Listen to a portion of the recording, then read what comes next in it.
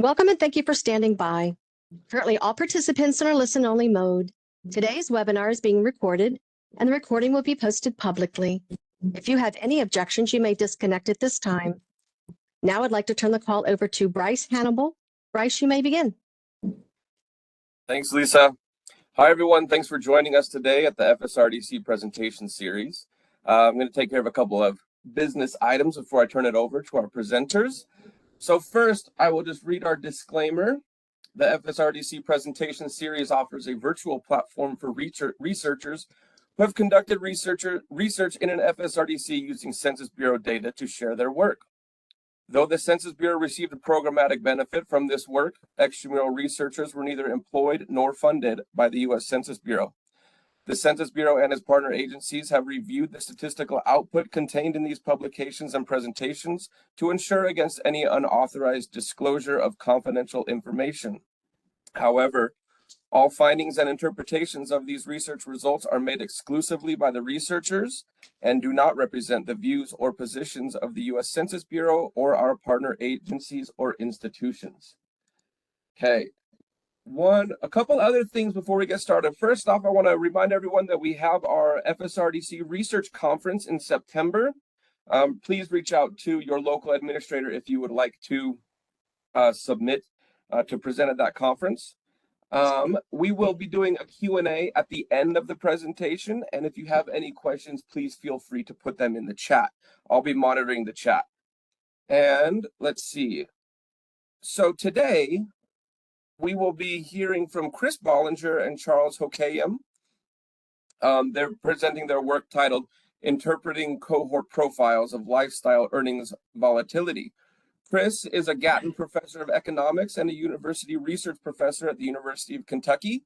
He received his BA in Economics at Michigan State University and his MS and PhD in Economics at the University of Wisconsin-Madison. Charles is a principal economist in the Center for Economic Studies at the U.S. Census Bureau.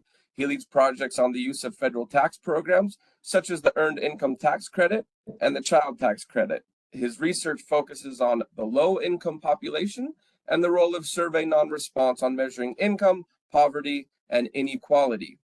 Now, if you've been to the presentation series before, you'll notice that today it looks a little bit different. We're trying kind of a mixed mode presentation style today. So Charles and Chris are presenting in front of an audience there at the University of Kentucky, and we're watching obviously on WebEx. So I believe that's all I have. So I will turn it over to you guys. Great. Thanks, Bryce. And Bryce and Lisa, I really appreciate your hard work in organizing this. I'm Chris Bollinger, and with me today to help present is Charles Houkayem. And Charles and I will kind of tag team on and off.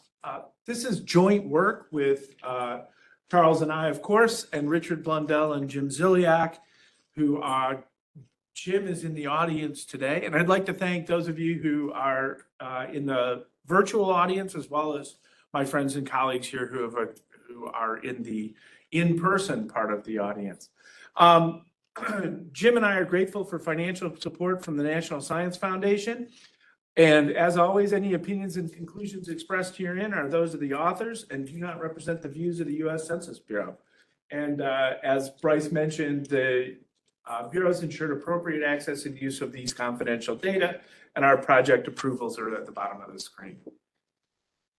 So let me talk a little bit about the background on earnings volatility. Gottschalk and Moffitt really sort of kicked off this research area in 1994, and they used the PSID to look at the volatility of earnings. And so what we're looking at is how earnings varies from year to year for individuals in the labor market in the US. The PSID provides a really long panel of earnings, but the sample sizes are kind of small, at least relative to what I'm going to talk about today. And there's some potential for sample selection in the PSID because only people who remain in the sample for longer periods are going to end up in these calculations. And so that may limit the PSID as a data source, although it is a great data source. And one I highly encourage, if you don't know the PSID, you should probably find out about it. They found that male earnings volatility rose throughout the 70s and 80s. But there's a subsequent body of research and this large block that is up there, starting with Hayter 2001 and continuing on, including additional work by Moffitt and John, additional work by Blundell, Bonhomme, and Ariano, and many other people. This probably is only scratching the surface at that list. And in 2023, Moffitt organized a group of papers that carefully examined this overall trend debate, and they used common specifications, and they used 4 of the 6 data series, and 4 of the 6 data series found no significant long-term trend in male earnings volatility post mid-90s. The PSID, however, shows a small positive net trend, and one administrative data set, the LEHD, shows a slight decline. In this paper, we re-examine volatility overall and its persistence and persistent and short-term components. And we look at how they vary over both time and the life cycle of cohorts.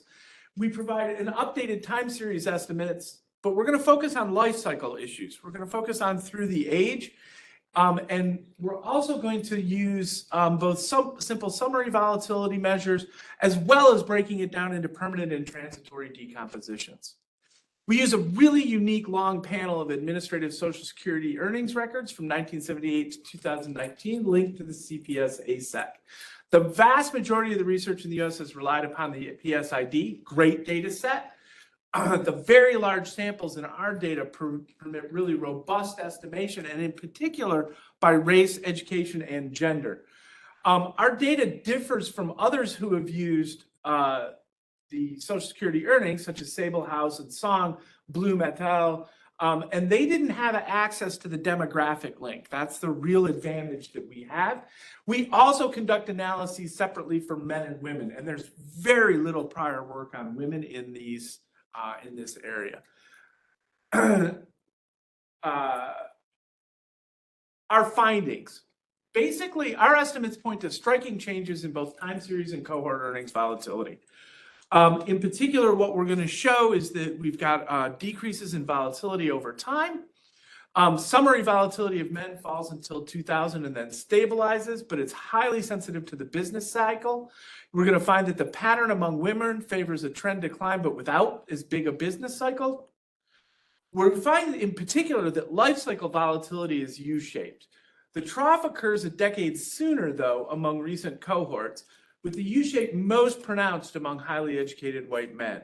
It suggests the Mincer overtaking age has declined, meaning post-schooling investments more important earlier in the life cycle. And finally, the U-shape comes from the permanent shocks over the life cycle, while the trend decline comes from declining transitory shocks. These patterns are attenuated for Black men and women, leaving them more exposed to labor market risk. Here's what we're going to do. Charles is going to come up and talk about administrative data and linkages to the CPS. Then I'm going to come back and present results on summary volatility and the permanent and income transitory decompositions. And then Charles and I will tag team again on concluding remarks. Charles. Thank you, Chris. Thanks everyone for coming in person, and thanks for everyone else coming online. I'm here to talk about the data set, the STAR data set of our paper here, which is now available in the RDCs for everyone to use. And that is the Detailed Earnings Records data, or we call it for DER for short, okay? The DER data we're going to use cover tax years 1978 through 2019. The DER data are an extract of Social Security's master earnings file. So this is the file that Social Security maintains in order to calculate Social Security benefits for every worker in the United States. So this file contains a worker earnings history for everyone that's covered in the Social Security program. The data that we have in the DER essentially come from the W-2 forms that we all get at the beginning of the year, and any 1099 forms that cover self-employment income. And so if you picture in your head the W-2 forms, all those boxes translate to variables that could potentially be in the DER data set. The ones that we're going to really lean heavy on are wage salary earnings, think box 1 of the W-2, positive self-employment income from the 1099s, and deferred contributions from retirement plans. So think box 12 on the W-2. The DER data are really nice. They're not top coded and they're not capped at FICA limits, which means you can get a really nice picture of what's going on at the upper end of the earnings distribution. I like to think of it as a jobs level data set. So every W-2 you get for a job that you have each year is in the DER. And so if you have multiple jobs, you're going to have multiple observations for the jobs that you have for the year. We're going to add all of that up to create one total earnings observation for each worker and each year. The DER data aren't perfect. The earnings we know from past work are missing under the table earnings. So think about this as like cash income that you might get from working in the restaurant industry or the construction industry.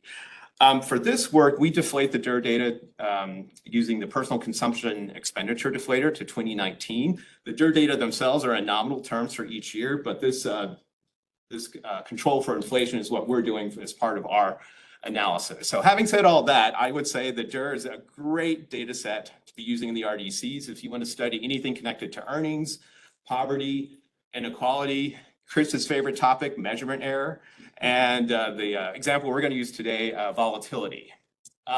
If you would like more information about the DER, I have a paper with Phil Pendergast and Katie Genetic that we worked on a few years ago that really documents what's available in the DER and a closely related data set called the SIR. So that's the administrative data we're using. Now I'm going to talk a little bit about the survey data that we're going to use for this that will link to the DER. So the DER sample we're going to use is going to be drawn from the current population survey, annual social and economic supplement. We're going to pull together ASEC years from 1996 through 2020. The ASEC is fielded annually every February, March, and April. It contains information on income, employment, hours worked, and family structure. Particularly in the ASEC, the income and earnings refer to the prior year, so we have to do a little work to line up the tax years with the data in the ASEC. But the cool thing, once we have it all linked together, is for everyone in the ASEC, we're able to have their earnings history going all the way back to 1978 and all the way up to 2019 in the paper here. As an aside, I'll also say that the DER are available to be linked to the American Community Survey and the Survey of Income and Program Participation. We're going to really just focus on the ASEC today, but I want everyone to know that the other major demographic surveys are available to be linked to the DER as well. How are these data linked? Well, they're all linked in a division of the Census Bureau called the Economic Reimbursable Surveys Division. And so they use a record linkage software that we call PVS at the Census Bureau. And what this does is use a probabilistic matching model to assign a unique identifier to everyone in both the DER and in the ASEC. And so this model relies on name, address, gender, and date of birth. So once the PIC is assigned to both data sets, we use the PIC to link the two data sets together. And so I want to stress that we never see Social Security numbers in this process. No one in the RDCs or even at the Census Bureau really sees the Social Security number and any of these data. It's the PIC that we're using to do these linkages. When it's all said and done, we have a DER ASEC linkage rate of about 90%. Prior to 2005, it's lower because of a difference in the Census Bureau's consent policy to allow linkage. And we know that from prior work that there are lower linkage rates during for a couple subgroups of the population, low earners and Hispanic non-citizens. So the sample that we're going to use for our paper here is going to be men and women and the prime working age of their life. So ages 25 to 59. The idea here is to capture workers that have completed their formal education and they work most of their lifetime before they retire. So that's the target population we're shooting for. And so we're going to assign individuals to year of birth cohorts, but really group those cohorts by decade. And Chris will go into more about how we do that, but that's to give you a preview, the direction we're going with presenting the results. And when it's all said and done, we have about 36.4 million person year observations, which corresponds to about 1.7 million people. So take that, PSID. We beat you on the sample size in the sample size competition. We don't require individuals to work every year in the DIR. So if we see a missing observation for a worker in the DIR, then we're going to treat that as a period of non-work, and we'll incorporate that into the summary measure of volatility that Chris is going to talk about and right after this.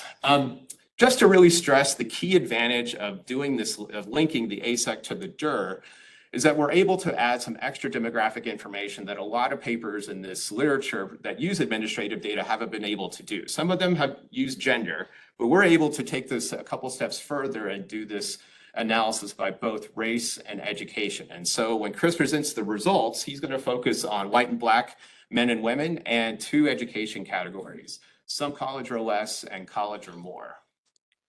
With that, I'm going to hand it over to Chris so he can talk about the results. Great.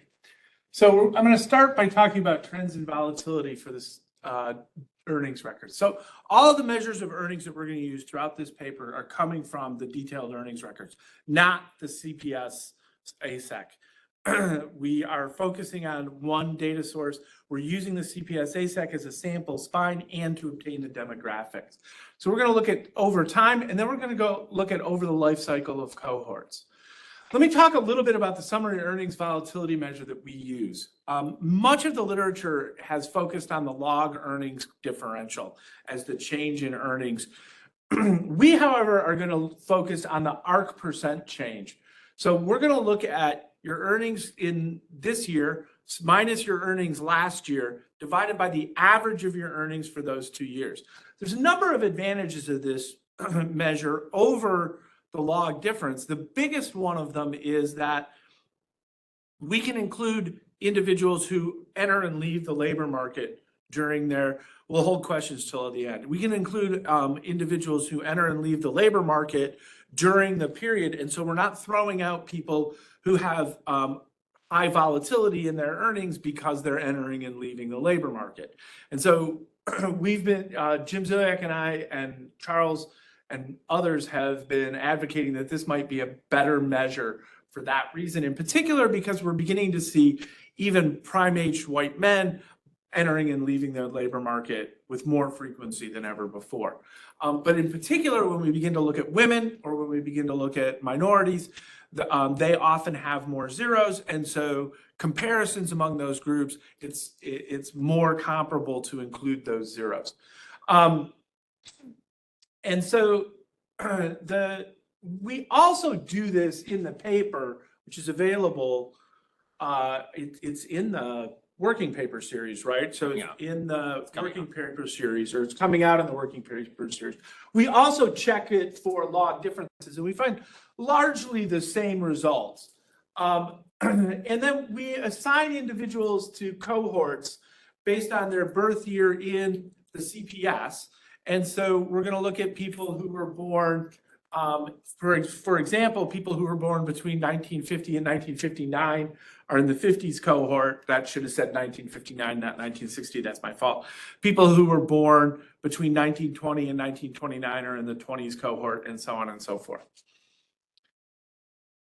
So here's our trends in summary earnings volatility. So this is the variance of that ARC change at any period in time. And so you can see that in particular for men, for both men and women, it starts high in the early periods of our sample around 1980, and it drops off. It's stable for skilled men after the 1990s. You can see this. The blue line, the blue solid line is white men. The blue solid line on the first panel on the left is white men with some college or less. The dotted blue solid line is white men with college or more. Red lines are African-American or Black. On the first panel, men with some college or less, and the dotted red line is Black. In the first panel, men with some college or more. And so what you can see is that among the lower skilled worker, so those are the two solid lines, the variation is higher, but it does seem to stabilize around the 1990s, but there's a strong business cycle component for the men. In particular, you can see the the Great Recession. What we see is, of course, lower volatility for the highly educated, those with college or more. And in fact, the difference between blacks and whites is much less among the black and white men, is much less among the higher education group. We see a similar pattern actually for women in that it starts very high in the 80s and drops off. We also see the same lower volatility for the higher education women. But we also see that for the low skilled women, the difference between black and white volatility is much lower. We also see that the decline of the volatility is pretty steady throughout, especially for the low skilled women, is pretty steady even throughout the 2000s and the 2010s. So next we look at it by cohort, and I think this is perhaps the most striking graph, or one of the most striking graphs, this series of graphs, the cohorts, where we look at the volatility of them over the life cycle. So here now we're plotting age on the horizontal axis, and so the top two panels are whites, and the left panel is some college or less, and the right panel is some college or more, and this page is all for men. What I think is most striking, and I'll focus on white men with college or more, is the very distinct U-shaped pattern. So what we're seeing there is earnings volatility is very high when you're young. It declines rapidly as you move into your mid-age period of earnings. And then again, at the end of the life cycle, as you're moving through your 50s, it begins to rise. There's a lot of potential reasons for this.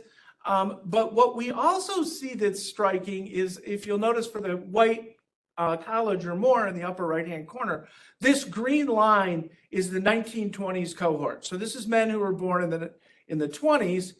The next one is the men who were born in the 30s, and so on and so forth. And so what we're seeing is we're seeing a shift down and to the left of this U-shaped curve, meaning that the overall volatility is decreasing. The same pattern is going on, and that point at which it begins to rise is occurring earlier and earlier in life. We see a less pronounced U-shape for low-skilled black men, that is black men with some college or less.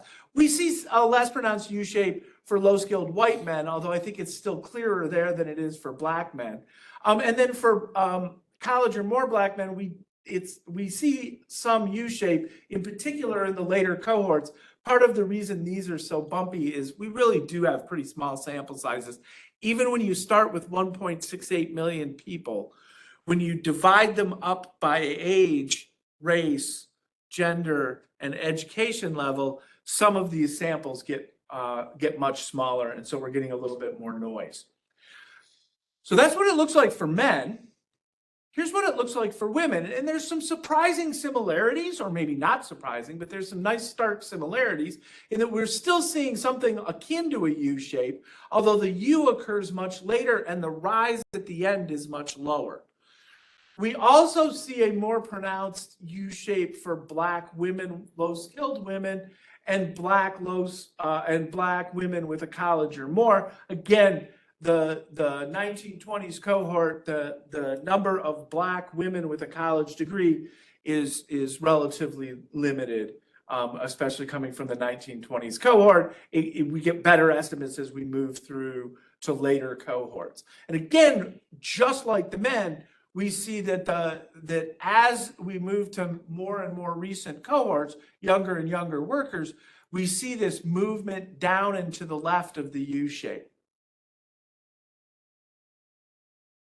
Now we're going to look at permanent and transitory shocks over time. So we estimate permanent and transitory earnings compositions, and I'm going to tell you, we're pulling a bit of a fast one on you. You can't really do this, or at least we haven't figured out how yet, for the ARC%. So we're using the standard transitory and permanent decompositions that have been used in the literature, focusing on log earnings. So we do lose the zeros. You can go look at the paper. It's not going to make much difference.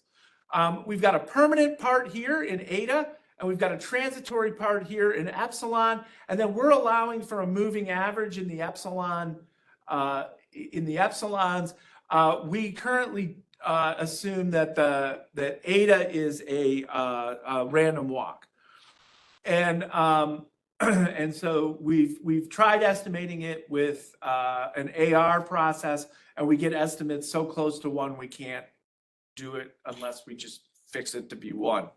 So so this allows for a moving average in the transitory part, and what we'll graph is we'll graph the variance of eta and the variance of epsilon. And we do a couple of things to the data first. The first thing is we pull out year fixed effects, and then we pull out quadratic and age by cohort in order to get rid of any level age effects. And then finally, we use the residuals to construct the variances and covariance to estimate the permanent and transitory components. As I mentioned, our estimation moments using variance gives us 3 types of terms. We estimate theta, although I'm not going to present that here. We estimate the variance of eta, which is the permanent term, and the variance of epsilon, which is the transitory term. So here's the overall trends. So what we do here is we just group everybody together, and we look at it by year, and we estimate those etas by year. And so here is for white men. And what we do see is that the permanent, the black line, is solid, is slightly upward trending over the period for men, while the transitory part starts high, drops, and then you can really see the Great Recession here for men. This is for college and more. We see a very stable permanent variance throughout time periods with transitory declining.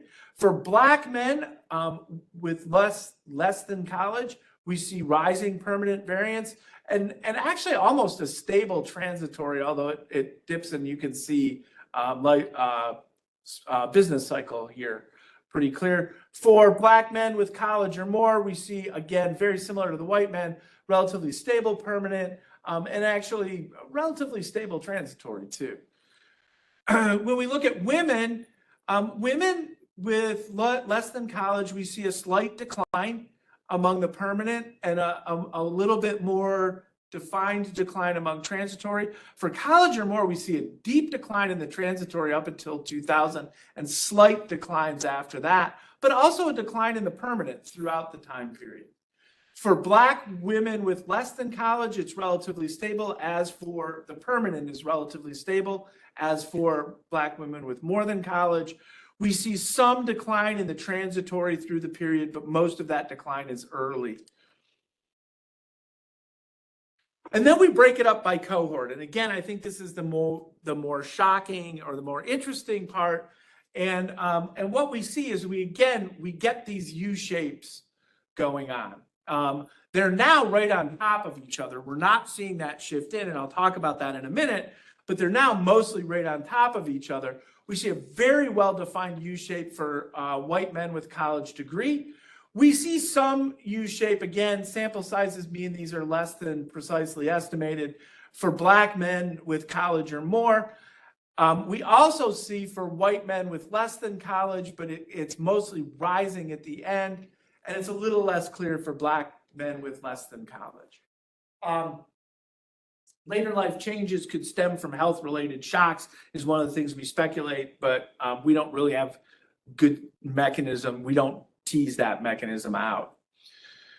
When we look at the transitory for men, what we see, especially for the low-skilled white men, is a very clear declining transitory variance, very clear declining transitory variance for college as well through most of this, especially though for black low-skilled men, but also for black college or more. And so we're seeing this declining transitory part. So if you think back to those graphs where we were looking at just the summary earnings volatility that we're shifting in, that shift in, that decline is coming from the transitory part, whereas the U shape is coming from the permanent part. We see some similar things for women. Again, U-shaped permanent income variance, especially for women, less pronounced for Black women, although there's some clear evidence of it here. And we see, again, a little bit of that shift that we saw in the summaries for white women, less so for Black women. But it's much less pronounced than in the summary. And that's because, like the men, we're seeing really strong declines in the transitory variants that we observe. And so that's driving that shift in the summaries that we talked about. So, concluding remarks. So the increase in permanent shocks post-2000, especially among Black men without college education, is really likely to be much more costly in terms of household welfare. That is, an overall decline in earnings volatility accompanied by a rise in the variance of permanent shocks may not necessarily translate into a fall in key labor market risk or improvement in welfare. So I think that the key thing here is to recognize that increase in permanent shocks.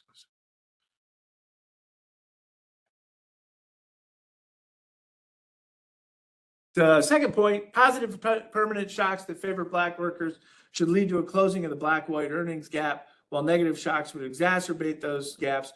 We don't look at tax and transfer systems. Those could potentially mitigate racial gaps in household income.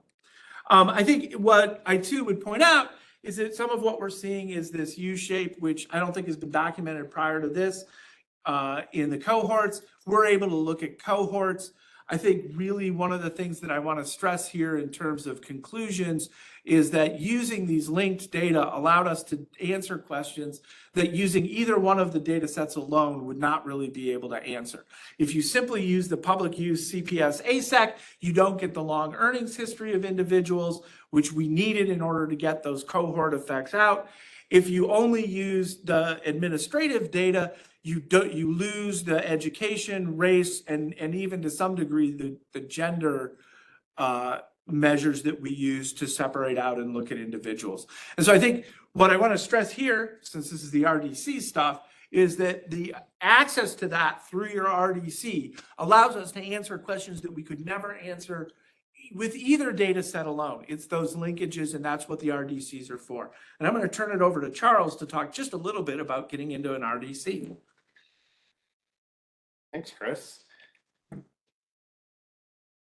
I think Chris really highlighted the advantage of being able to get into the RDC to take advantage of both the survey data with the ASEC and linking that to the DERN. So usually, I think Bryce had asked me to give some tips and tricks for working in the RDC.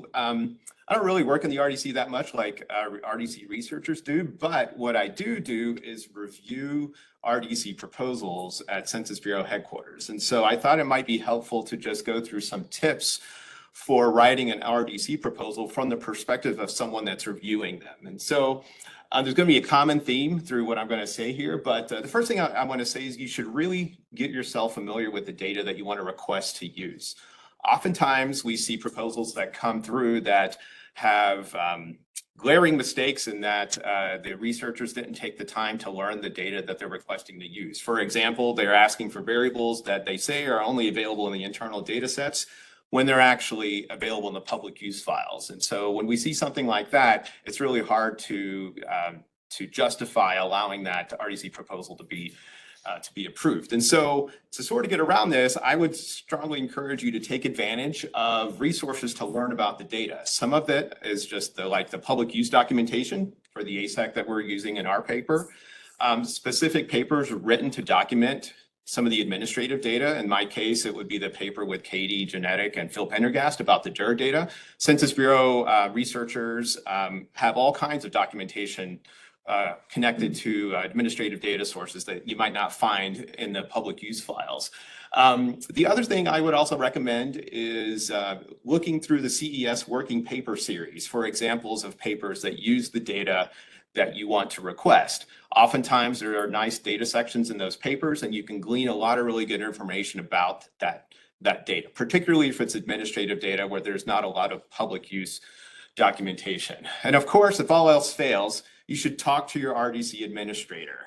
RDC administrators are a fantastic resource for writing RDC proposals. And if you can't find information about a data set, they can help you track that down. Another thing about writing a proposal is sometimes you should think about the scope of your proposal in the sense that it should be realistic and that it should be accomplished in the time frame. RDC projects can't be more than 5 years. Is that right, Carlos? So don't try to bite off more than you can chew when you're proposing an RDC project. And so we see this a lot in proposals that we get. We see proposals that are requesting, say, for example, every demographic data set out there to study a phenomenon, and they want to link that to all the administrative data that we have. That's really ambitious, and I praise you for wanting to do that, but that's going to get really hard to accomplish in 5 years. And so what we would rather see is something that's a little smaller in scope and more focused that allows you to get it done in that time frame. And so if you need some feedback on whether you got a big scope on a project, you should really talk to your RDC administrator. They've seen a lot of proposals and can really tell you how to hone your proposal in a certain way that it's not biting off more than you can chew. Finally, as someone that reviews proposals, we are in charge at the Census Bureau headquarters of reviewing proposals to make sure they satisfy the Title 13 and Title 26 benefits. And sometimes we get benefits that just aren't really that great. And it's oftentimes the researcher has not talked to the RDC administrator to run the benefit idea by them to see if it actually is a worthwhile benefit. And so save yourself some headache and talk to your administrator about the benefits that you want to include in your proposal. Finally, I will just say, again, talk to your administrator before you submit your proposal through the common application portal, which is just a couple years old now. I know it's really easy and very convenient for all of us to go to this one place to see what data are available and to submit your proposal. It also allows for the possibility that you can bypass the administrator and submit the proposal on your own. And so I think to cut down on the likelihood of your proposal not making it through the first pass of the reviews, you should really talk to the administrator to have them review it to make sure it's got all the right pieces in it. So that way you can raise your likelihood of getting it accepted and you can get into the RDC much faster. So that's it for today, or for what we have for now. I think we can open up the floor for questions from the audience, and Bryce will tell us if there are any questions from the online folks. Great. Thanks, Charles and Chris. That was fantastic. Yeah, why don't we go ahead and start if there are any questions in the room over there? And then we'll proceed from that point. We actually, I will say, go ahead. sorry, no, go ahead.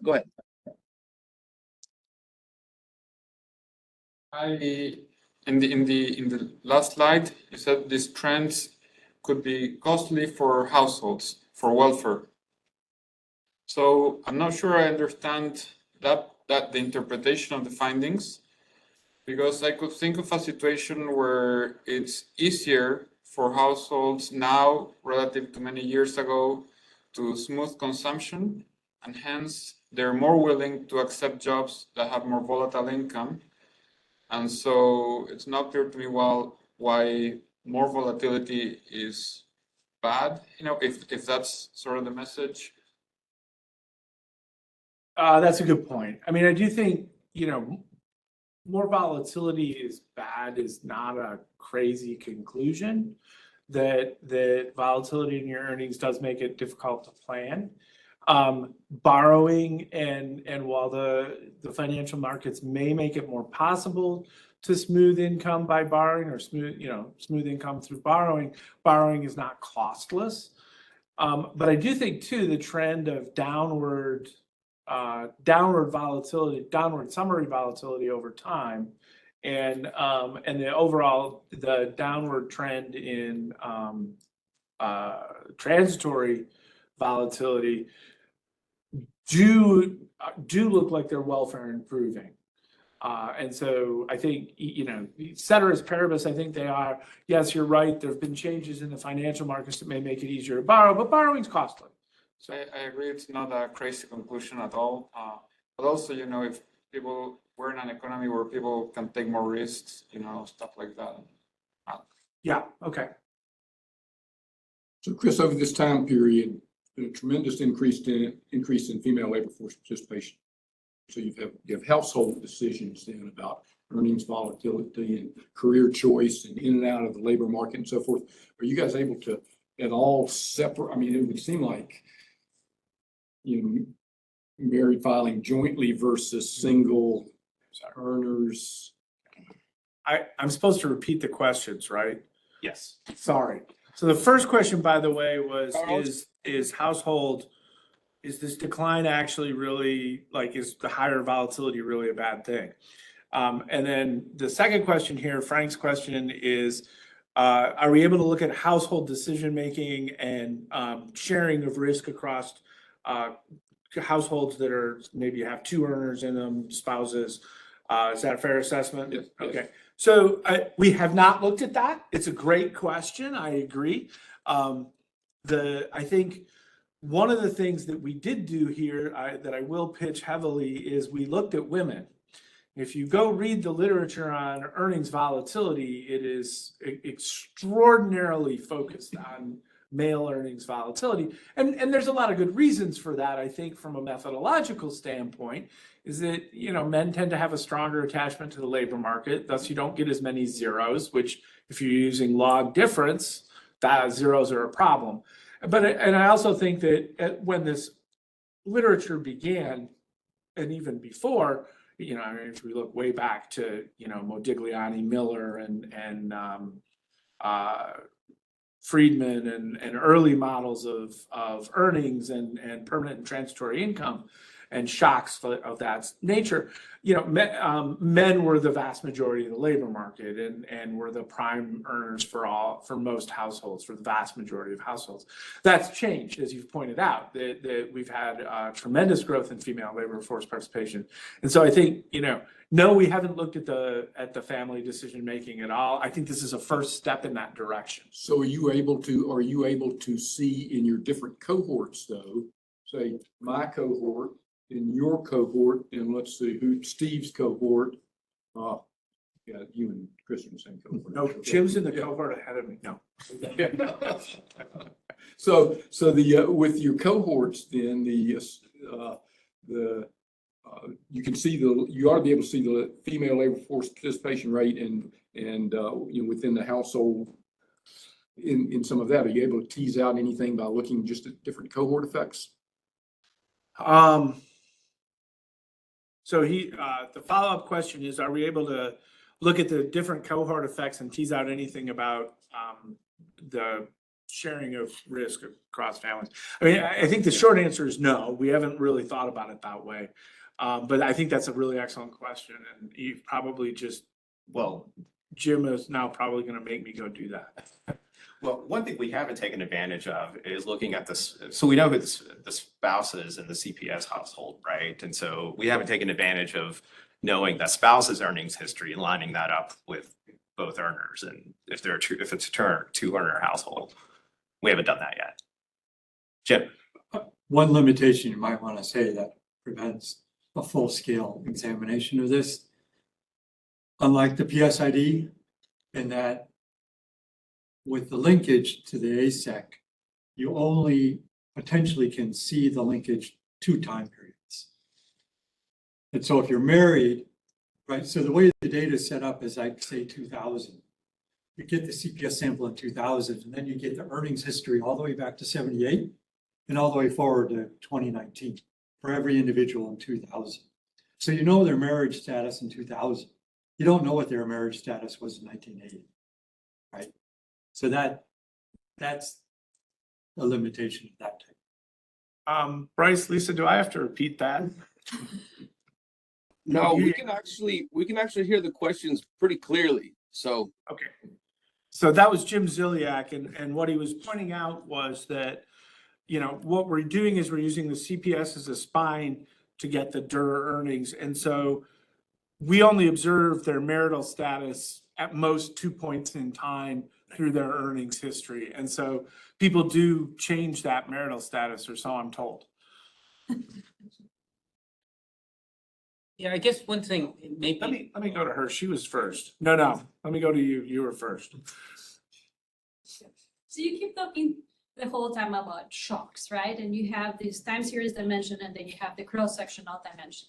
And so in your head, are you going through some way, think about, are these like business cycles and they're particularly aggregate shocks, or are these idiosyncratic shocks? And do we think that's going to affect households differently and respond differently? So for instance, one thing that you can think is after the 80s, you have, at least from the macro literature, this idea that the shocks were much smaller than they were before beginning of the middle of the 80s. So it could be part of that declining volatility that you see at the beginning in the time series might be that. Yeah, so the question is, she's asking us to reconcile our shocks at a micro level with sort of the macro shocks, and how are we thinking about these shocks? Are they a macro effect or an idiosyncratic effect? So the way, like, if you, the way we're looking at, say, the volatility for, a 30-year-old in a particular cohort, okay, is we're looking at the change in earnings and the variance of that across individuals who meet that group. So the way I would think about it is that's going to have two components to it. One component is a common macro shock that's hitting everyone, or maybe even three components to it. One component that's a common macro shock that's just hitting everybody all the same, like no matter male, female, black, white, low, young, old cohort, new cohort, everybody gets hit the same. Second thing you might think is that macro shock may have idiosyncratic components that hit cohorts, race groups, skill groups differently. And then so that's in there too. And then the third one is you may have idiosyncratic component shocks that aren't necessarily linked to the macroeconomy, but are common among that age group or that cohort that hit them separately. And so I think it's really a combination of a lot of things. I would expect, and we haven't teased it out, that I think the first two dominate. Hey, Chris, can I piggyback on that real quick? Yes. There's a question in the chat that is asking about shocks as well, and they're curious, what are some like real life examples that you might experience with a permanent shock versus a transitory shock? Sure. So permanent shocks, if we think about, there's sort of two areas where the permanent shocks are high, and one is young and one is old. The permanent shocks could also be, and so this could be some of this idiosyncratic part in particular. The permanent shocks could be things like finding a good match of an employer, where you're gonna have a bounce in your earnings, finding sort of promotions at work, things like that. Those would be permanent shocks that are gonna affect your earnings for the rest of your life, and are jumps in a particular year, one way or another. Maybe finding out that the career you thought you were going to be in is not going to be there anymore could be a negative shock. So there's those kinds of permanent shocks early on in life. Usually those are gone, and so this is really kind of that more idiosyncratic type shock, in particular that's not related to the macroeconomy. That third type shock, and then at the high end, at the later end in life, we think it could be shocks, health shocks, that have a negative effect, or sort of wealth effect shocks, inheritances, or whatever that may move your income up, or move getting a business, or what. I mean, there's all kinds of things that can happen that would move that earnings up dramatically. And because wealth could allow you to do more things, and so we see, but we do think a lot of it's probably health. And so we do see these kinds of two areas. And then I think too, when we think of like the macro economy interacting with that, look, if you have a big macro shock going on, the workers that are going to get affected are often either the very young who are going to not be able to find positions, or may get laid off often companies follow a first in or last in, first out kind of firing regime. But also later in life, where companies that want to downsize will look to buy out workers and move them off the payroll and essentially push them into early retirement. So that's, so I think there can be both. Does that answer the question? Yeah, thanks, Chris. Jim, did you want to pipe in on some of this, or did I? No, it was great. One thing I might elaborate on to Anna's question on the permanent shocks, and you showed that quickly in one of your earlier slides, where the first thing we do is we take level earnings and regress it on year fixed effects by gender, yeah, that's a good education, race group. So we allow a lot of heterogeneity, right? And so then we strip that I out, forgot we did that. right? So yeah, we kind of do that, right? We kind of do that, yeah. We kind of So you strip some of strip that that stuff out, and then you strip out a common age effect within each group.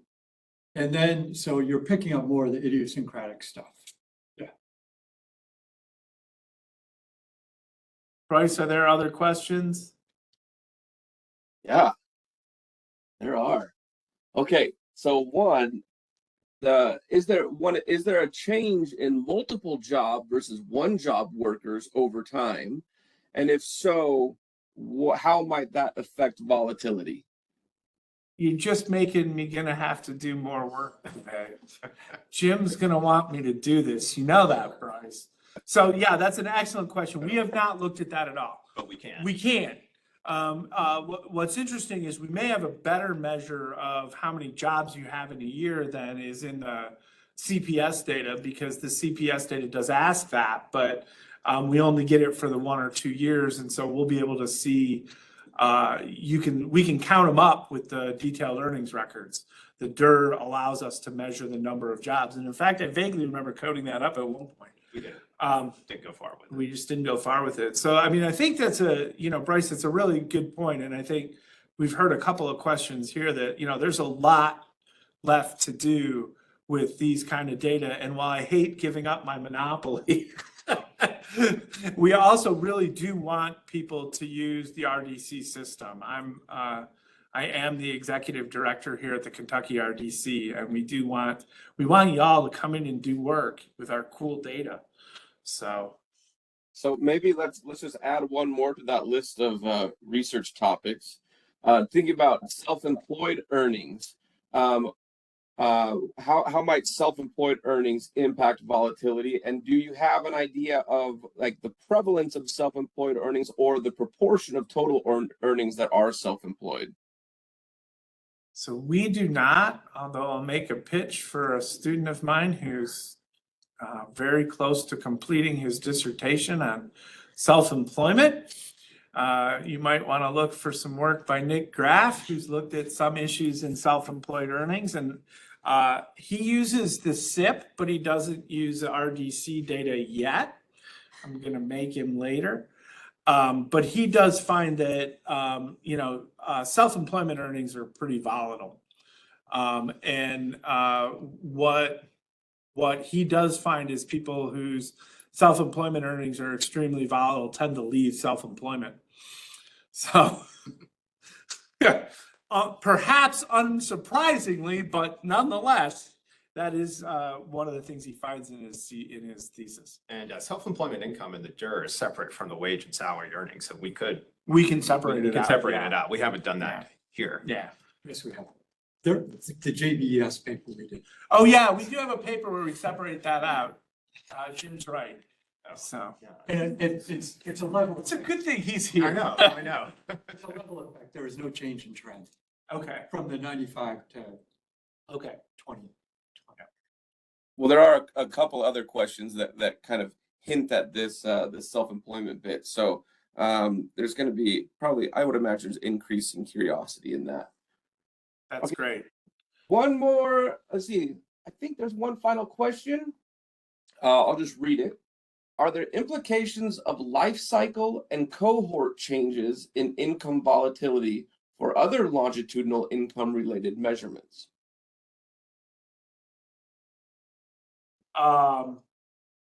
I don't know. I would imagine so. Jim? So, you know, to get the broader measure of income over the lifetime, you have to go to something like the PSID. Yeah. Right? The Bureau is working on integrating admin data from multiple sources, but you don't have as long of a time series, although it's getting better.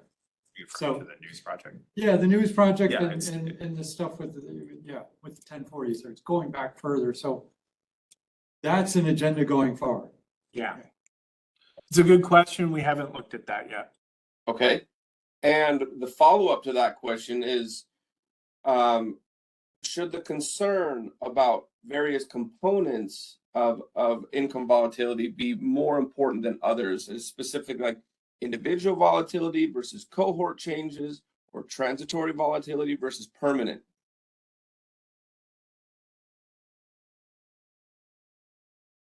Jim?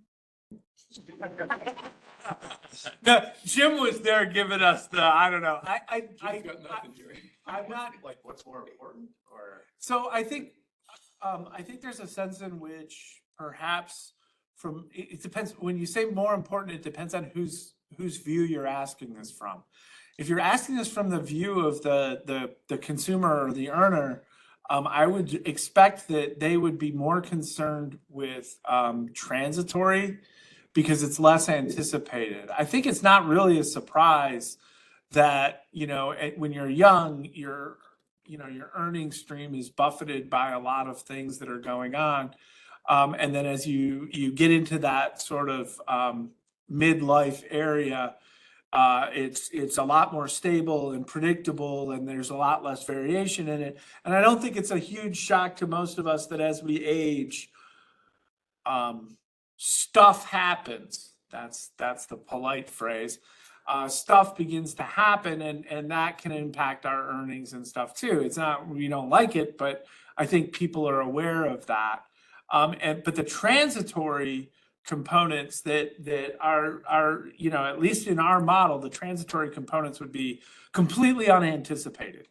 And so actually the declining transitory shocks is probably uniformly a good thing. I don't know if that helps, but Sure. that's kind of how I would view it. Yeah, kind of different ways to think about the different aspects of volatility. Absolutely. There are a couple of other methodological questions that I will just email to you. They're pretty technical in nature. Sure. Let me look one more time.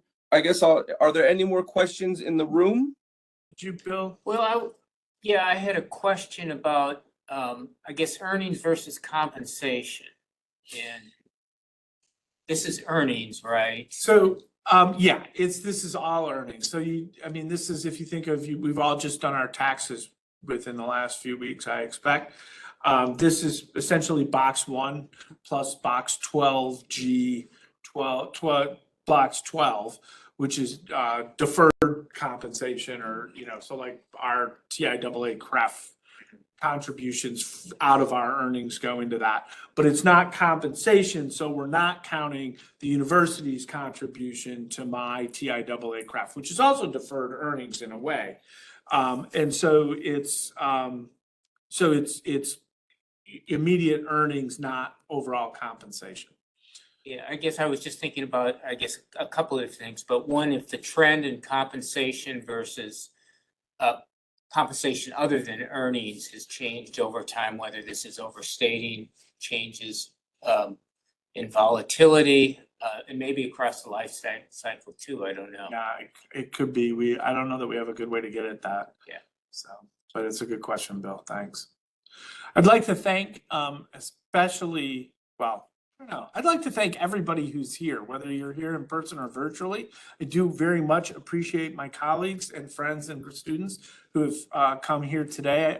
We really do appreciate your helping us.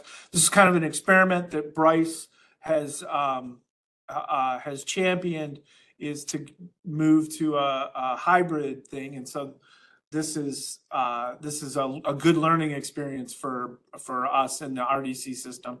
But I also want to thank the people who have attended virtually. I really appreciate your attention and your comments, and I hope you find it interesting. As I mentioned, our paper is available on, as a working paper, and I believe it is now relatively recently, it's now forthcoming, and it will appear in, Journal of Labor Economics. So. Great. I'll just add my thanks to all of you in the room and then also to everybody out there online. This has been very interesting. Learned a lot both about the mode and also from Charles and Chris's and their colleagues' research. So Chris and Charles, thank you so much. I really appreciate it. I will remind everyone about the RDC Research Conference in September. Please reach out to your local RDC administrator for the submission instructions there. And also, if you or anyone out there would like to present at the FSRDC presentation series, please don't hesitate to reach out to me and start that conversation.